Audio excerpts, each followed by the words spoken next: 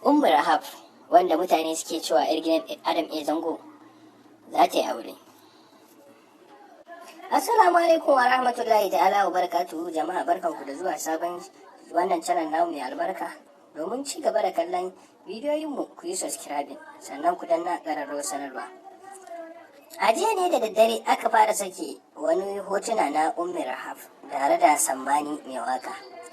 Ana ɗora hotunansu ana cika hotunansu na free wedding, da alama dai kamar aure za su.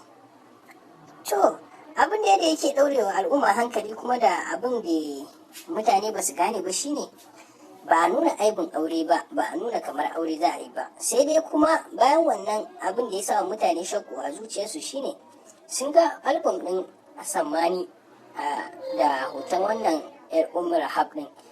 To mutane dai suna tunanin a waƙarsa ne za a sake za a yi hotonta, mutane dai suna zata a waƙarsa ne dai zai sa wannan amma har yanzu dai jama'a suna ta taya su da murna, ana nufin aure kenan za su.